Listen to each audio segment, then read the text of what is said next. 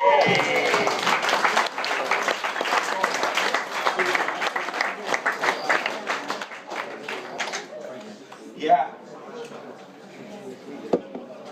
yna dipyn o fytholeg efallai ynglyn â brwydr yr iaith. Wel, yn un peth, rhan o'r fytholeg ydy yma drosodd. Ond efo, hwnna'n neis. Ffantastig. Ta waith. Rhan o fytholeg y brwydr yr iaith ydy bod yna rhywbeth ddigwyddodd nôl yn 60au. Ac i rywun fel fi, oedd yn tyfu fyny yn y 70au a'r 80au, wel, dwi'n herfio hynny. A pan nôl a ddechrau'r 80au, o'n i'n canu mewn band. O'n i'n teithio dipyn o gwmpas Cymru yn y cyfnod yna. Roedd ffigurau y cyfrifiad dwytha yn dod allan fesul dipyn Cymdeithas yr Iaith wrth i'n dadansoddi nhw, ac roedd y darlun yn un ddim yn arbennig o gadarnhaol. Roedd y ffaith bod ni yn teithio gwmpas yn gwneud nosweithiau i wahanol rhan o Gymru, oedd yn rhoid yn syniad gyrlew i chdi o faint y gloch oedd hi o ran y Gymraeg. Wel, yn un o'r gigs yma, a'r noson Llywelyn neu lliw ola digwydd bod, symbolaidd digon, oedden ni yn Crymych. Ffantastig o le, so rhywun o Crymych yma? Wes! Two rights. Pentigili all the way. A oedden ni yn y London House. Ffantastig o dafarn. Un o'r peth o'n i'n licio am y London House, o bod ti'n gorfod mynd allan i piso, mae hwnna'n rhywbeth sydd wedi darfod erbyn hyn. Wel, falle chi ferchaid wedi arfer gymaint o hyn, ond oedd un o bleserau mawr bywyd i ddynion i fynd allan, ti'n gael bach fresh air, ti'n gallu pwyso mesyll, ti arni, ti deg o thornod, ti sbio ar y ser, a nôl â chi. Beth yna, dyna lle o'n i yn Crymych, a athyn ni nôl wedyn, oedden ni'n cael llety nos o'n hynny i Gareth Iwan, oedd yn gweithio efo'r urdd yn y cyfnod yna, a ni yn Pentre Ifan. A nos o'n hwnna, nath un o'r band penderfynu mynd i gysgu dan y gromlech, a mi ddeffrodd, ond gobeithio mynd cael gweledigaeth. Mi ddeffrodd a'i sach gysgu wedi rhewi rownd i draed o, yn llythrenol. Ta waith yn mynd, a'i digress. Dyna lle oeddwn ni yn eistedd o gwmpas ac yn trafod yr iaith. Aelodau'r band, un ohonyn nhw, Alf Langdon, dwi'n rhaid i weld o. Hogyn o ddod y drymar. Oedd yn dod o'r Ystalyferos, rwy'n yn nabod Alf Langdon, cofiwch ato fo. Alf yn dipyn o gwc, fel glwch chi yn y gerdd. Ond dyna fo, dyna ddigon o ragamadroddi. Gai rannu hefo chi rwan, a tudalen.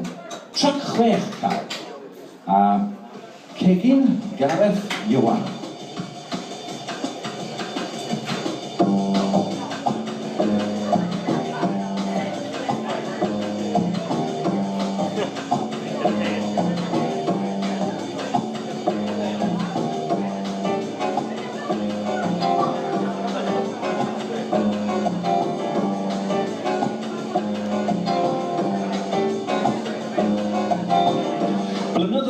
Meddyn nhw, oedd bia'r ddelfrydiaeth fawr a'r weledigaeth fawr ynglyn â'r waredigaeth fawr a roddai i ni ein Cymru rydd Gymraeg.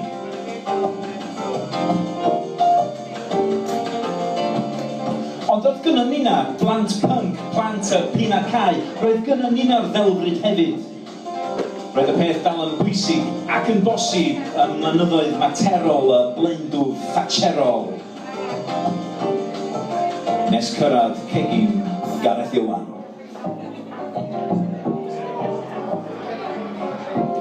Wedi noson flodfresych yn London House Crymych a phagodan blodeuo ar cwrwn egino cyn mynd nôl i di oedd a'r hwyl yn edwyno.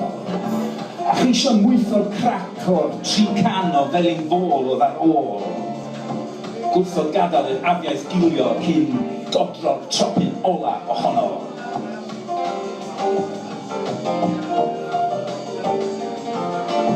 Ac oedd hi'n oer noson honno, a ninan mewn cotia o amgylch aga oedd yn methu gwrthweithio noson Lywelyn o ragfyr rhewllyd, y cymyl yn rasio, a ser yn syrthio. Ac roedd hi'n glawd arno ni'r noson honno.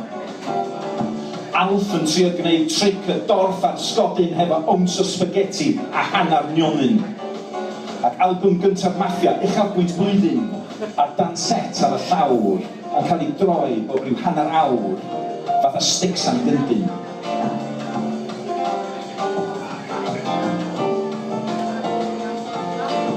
A'r sgwrs yn dilyn trywydd naturiol os bogeiliol i griw o Gymru cydwybodol, sef iaith, mewnlifiad a ffigurau'r cyfrifiad. A dyma ni'n cymharu'r bwyddi mor hawdd, Llanfair, Isgaer a Charon Uwchlawdd. Fatai penio stadega rhwng yn gilydd yn ei cadw mewn awyr rhwng yn ei rwsyd. Tri can o felyn fôl oedd ar ôl fel trysor yn ein dwylo'n iro'r sgwrs. Ond yn noson honno wrth gwrs y gwawriodd y gwirionedd. Anghalan yn gorau agor y clo a rhywbeth i'n henni yn ama es tro. Tydi hi ddim yn mynd i ddigwydd.